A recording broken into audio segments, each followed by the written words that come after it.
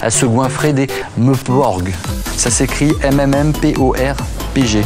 Non. Squadra, nous sommes partis. Et on a le sentiment parfois que certains d'entre eux vivent dans la rue les jeux vidéo qui les ont intoxiqués. Nani? And also video games. I'm hearing more and more people say the level of violence on video games is really shaping young people's thoughts. Est-ce que c'est bon pour vous? Bonjour, bonsoir à toutes et à tous et bienvenue dans Des fois jeux vidéo, votre podcast qui vient redorer l'image de ces technologies tellement diabolisées. Un seul mot d'ordre, remettre les points sur les i, je sais pas pourquoi je prends un accent du sud, donc remettre les points sur les i bien sûr, en regardant ce que dit la science des jeux vidéo, vous en avez l'habitude, notamment dans leur rapport avec notre santé mentale, mais pas que. Ici présent pour vous servir, Mathieu Serbet, psychologue spécialisé en neuropsychologie et grand passionné de jeux vidéo, et avec moi, toujours fidèle au poste, Swan, ma coéquipière IA préférée. Allez, salut mon pote, hâte de discuter de ce sujet aujourd'hui. Tu sais pas encore de quoi on va parler, donc je vois pas trop bien comment tu peux avoir hâte. D'ailleurs, les IA ne peuvent pas vraiment avoir hâte, que je sache. J'ai lu le script en avance cette fois. Tu vas faire quoi? C'est désolant. Aujourd'hui, on va parler d'un thème super important, comment les jeux vidéo peuvent renforcer les relations entre parents et enfants. Une question cruciale, car on sait à quel point ces relations jouent déjà un rôle clé dans le développement des enfants et dans le bien-être familial, d'une part, mais aussi d'autre part, parce qu'on connaît les inquiétudes parentales quant aux habitudes de jeu de leurs enfants. Là, j'enfonce une porte très ouverte, il n'y a plus de porte. C'est vrai que les jeux vidéo sont souvent accusés de creuser un fossé entre les générations. Exactement, mais si on regarde d'un peu plus près, en fait, on se rend compte qu'ils peuvent aussi faire tout l'inverse, finalement. Rapprocher les parents et leurs enfants. Pourquoi est-ce important de renforcer ces liens? Déjà, la qualité des relations parents-enfants a un impact énorme sur la santé mentale des deux parties. No shit, Sherlock! Donc cette relation parent-enfant solide, elle va être associée à une meilleure régulation des émotions chez l'enfant, une réduction du stress parental, une communication évidemment plus ouverte au sein de la famille. Et quel rôle les jeux vidéo peuvent-ils jouer là-dedans? Eh bien, les jeux vidéo peuvent venir prendre un peu une place de terrain d'entente, de médiateur, ou peut-être un terme un peu plus neutre, un espace simplement où les parents et les enfants vont pouvoir apprendre à collaborer, à se comprendre et à partager des moments de plaisir. On va prendre un exemple simple, vous avez l'habitude de m'en entendre parler, un parent qui joue avec son enfant à Minecraft par exemple, donc c'est un jeu qui va encourager la coopération, la créativité, la communication, on en a parlé dans l'épisode précédent, et ensemble, du coup les parents, les enfants, avec son père, sa mère, etc. peuvent venir construire un monde, résoudre des problèmes et surtout passer du temps de qualité ensemble, tout simplement. Tiens, justement, c'est quoi l'état des lieux? Les familles jouent-elles vraiment ensemble? Donc, selon une enquête de l'Entertainment Software Association, l'accent anglais, je vais pas forcer plus. Donc on a, vous aurez les liens en description, on a 77% des parents qui jouent régulièrement avec leurs enfants. Donc ça fait les trois quarts quand même. Mais voilà, on parle pas toujours de coopérer dans un mode famille unie, mais parfois simplement de simples parties ponctuelles. Alors pourquoi certains parents hésitent encore à franchir le pas? Eh bien, principalement à cause des préjugés. Parce qu'encore aujourd'hui, les jeux vidéo sont souvent accusés, à tort, de créer des tensions ou d'isoler. Mais comme on va le voir finalement, et on en a déjà parlé dans d'autres épisodes, avec un bon état d'esprit et des choix de jeux qui sont adaptés, au contraire, ces jeux vidéo peuvent être une formidable passerelle pour mieux se comprendre et s'amuser. Alors, pourquoi jouer ensemble peut-il rapprocher parents et enfants? Déjà, il y a l'aspect coopératif. Quand vous allez jouer en équipe, vous êtes obligé de communiquer, de vous entraider et même de gérer les frustrations ensemble. Vous n'allez pas toujours gagner. Et donc finalement ça en fait un vrai terrain d'apprentissage émotionnel, et on en parlait dans l'épisode précédent sur comment on pouvait acquérir des compétences sociales et émotionnelles un petit peu à travers le jeu vidéo. Tu as des exemples de jeux où la coopération parent-enfant marche bien? Absolument, pense déjà à Overcooked ou Moving Out par exemple. Donc ce sont des jeux de gestion, souvent coopératifs, ils sont faits un peu pour ça, qui sont complètement cartoonesques, un peu absurdes et qui vont nécessiter de se coordonner, de communiquer. Donc dans ce type de jeu, les enfants vont apprendre à exprimer clairement leurs besoins et les parents à les écouter et à adapter leur rythme. Et finalement, réciproquement, on vient vraiment travailler la coordination des mouvements ensemble et la communication. Et pour la faire courte, si je prends l'exemple d'Overcooked, que je connais quand même vachement mieux, pour avoir fait le 1, le 2 et tous les DLC, on va incarner des petits personnages humains ou animaux qui sont des chefs cuisiniers. À vous de balancer les plats, à vous de de jongler entre les clients dans un univers qui va être, je disais tout à l'heure, un peu absurde, un peu cartoonesque, et le tout en s'adaptant aux décors qui sont de plus en plus alambiqués, hein. Vous allez faire de la cuisine dans l'espace, dans une montgolfière, sur des marécages, sur la banquise. Bref, le 1 comme le 2, hein, toujours sur Overcooked, sont des jeux excellents pour travailler ensemble et pour collaborer avec une difficulté croissante. Ça ressemble un peu à un team building familial, non ? Alors j'aime pas bien ce genre de terme, mais exactement, hein. D'ailleurs c'est étudié dans la recherche scientifique. On a une étude qui a montré que la collaboration dans les jeux vidéo va améliorer la qualité des relations en développant des compétences comme l'écoute et l'empathie, qui sont des compétences de base, hein, quand on veut communiquer et créer, interagir et créer des relations avec les autres.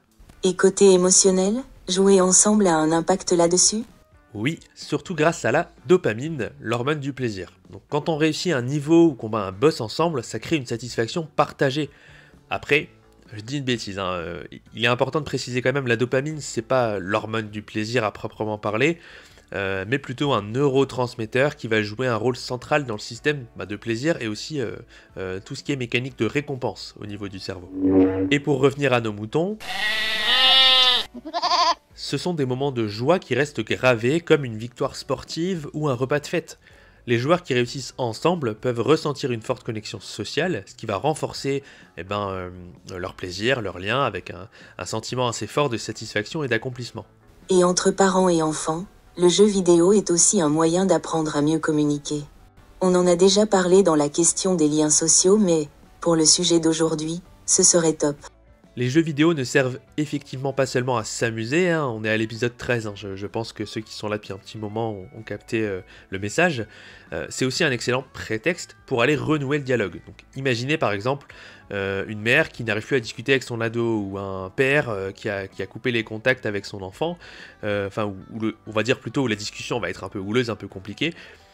Si le parent s'assoit à côté de l'enfant pour jouer avec lui, pas forcément à Minecraft, hein, je vais arrêter d'abuser avec ça, on va créer un espace, un moment un peu neutre, où chacun va pouvoir s'exprimer sans pression, et puis on va aussi venir découvrir l'univers de l'enfant. On montre qu'on s'intéresse à ce qu'il fait. Ah, Minecraft, le simulateur de « regarde ce que j'ai construit ». C'est exactement ça, c'est un jeu qui va être idéal pour développer la créativité ensemble, et les parents peuvent aider à construire une maison, un projet commun, un monument, etc. On peut faire un peu ce qu'on veut, et ça devient une expérience partagée, comme avec un autre type de jeu. Mais attends, tout le monde n'est pas gamer. Certains parents peuvent se sentir largués, non ? Oui, et c'est bien normal, on n'a pas tous grandi avec, même si on sait qu'aujourd'hui le gamer ou la gameuse a en moyenne une quarantaine d'années, hein, puisque les jeux ont quand même 50 ans. Il y a des parents effectivement qui peuvent se sentir un peu perdus si on n'est pas joueur soi-même, et donc c'est une occasion d'apprendre des enfants. Hein, on a une étude qui a montré que quand les parents demandent à leurs enfants de leur expliquer le jeu, mine de rien, c'est aussi un moyen de renforcer l'estime de soi de l'enfant, à qui on fait confiance, à qui on donne un rôle un peu différent pour qu'il vienne nous apprendre quelque chose qu'on ne connaît pas, et c'est hyper positif. Ok, donc les jeux vidéo, c'est cool. Mais tous les jeux ne sont pas adaptés. Comment choisir ceux qui conviennent pour renforcer la relation parent-enfant ? Bonne question, Maswanos. Tout dépend de l'âge de l'enfant et des objectifs. Pour des plus jeunes, des jeux comme Mario Kart ou Animal Crossing vont être parfaits, parce qu'ils sont accessibles, mignons, ils favorisent le partage, ils sont relax, tout ça. Pour les ados, par contre, on peut se tourner vers des expériences peut-être, je dirais, un peu plus complexes, comme par exemple les derniers Zelda, Breath of the Wild, Tears of the Kingdom, ou des jeux plus narratifs comme Life is Strange. De manière générale, des jeux qui sont peut-être adaptés à partir de l'âge de 12 ans, avec des trames narratives un peu plus alambiquées, et un gameplay peut-être un peu plus ardu. Et si on cherche à travailler sur la patience ou la résolution de problèmes ? Eh bien dans ce cas, des jeux comme Portal 2 ou comme It Takes Two sont assez géniaux, ils vont demander beaucoup de réflexion et d'entraide. Et si les parents veulent éviter la violence ? Là encore, pas de panique. Les jeux de simulation comme Stardew Valley ou des jeux de puzzle, Unravel 2, j'ai vraiment du mal avec l'anglais, vont être des valeurs sûres, chill et détente encore une fois, et donc on est sur des gameplays qui vont pas du tout favoriser une forme de violence, comme un peu l'idée reçue qu'on a du jeu vidéo. On approche de la fin de l'épisode, et j'ai une question plutôt inverse. Dis toujours. Qu'est-ce qu'il y aurait comme erreur à ne pas commettre ? Alors déjà, forcer un enfant ou un ado à jouer à un jeu qu'il déteste juste pour passer du temps ensemble, ça serait pas la meilleure des idées, car jouer doit rester un plaisir et pas une obligation. Il faut éviter aussi bien sûr de critiquer ou de rabaisser l'enfant ou l'ado pendant une partie s'il joue pas très bien, s'il y a des défaites. Même si c'est tentant quand il rate un niveau facile. Bah en fait, Swan, de manière générale, rabaisser un enfant, c'est pas top. Hein. Et van à part, on conclut quoi de tout ça? Eh bien, si on prend un peu de recul sur ce qu'on a dit pendant cet épisode, on peut garder en tête que les jeux vidéo, finalement, c'est une chouette opportunité d'aller renforcer les relations parents-enfants, et au même titre que d'autres jeux, que le cinéma, que les sorties, en fait, tout ce qui va créer des moments ensemble et de la complicité. Les jeux vidéo sont des outils qui peuvent tout à fait permettre de communiquer, de collaborer, de créer des souvenirs mémorables, et les souvenirs, eh bien, c'est ce qui restera de l'enfance. Oh là là, c'est beau ce que tu dis. Mais à condition de choisir les bons jeux et d'y aller avec le bon état d'esprit. C'est un peu rabat-joie, mais c'est ça. Alors la prochaine fois que vous voyez votre enfant jouer, pourquoi ne pas lui demander de vous apprendre? Vous pourriez peut-être être surpris ou surprise de tout ce qu'il a à vous montrer. Ok, let's go. Pour notre part, on en a terminé pour aujourd'hui. J'espère que cet épisode vous a plu, en tant que parent ou non d'ailleurs. Hein. D'ici notre prochain rendez-vous le 5 du mois prochain, je vous invite à me suivre sur Facebook, LinkedIn, Instagram et sur mon site internet mathieuserbet-neuropsy.com. Vous pouvez aller y jeter un coup d'œil. On a des contenus santé mentale, il y a des actus de la recherche, il y a des outils, voilà. Allez vous balader tranquillement. Et pour aller toujours plus loin, il y a mon livre Jeux vidéo et santé mentale, disponible sur Amazon.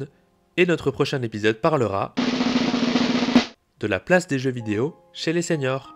A plus camarades. Goodbye Lénine. C'est pour la vanne avec le mot camarade, c'est ça? Tout à fait.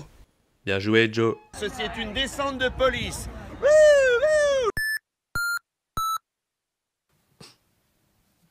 C'est tellement beau.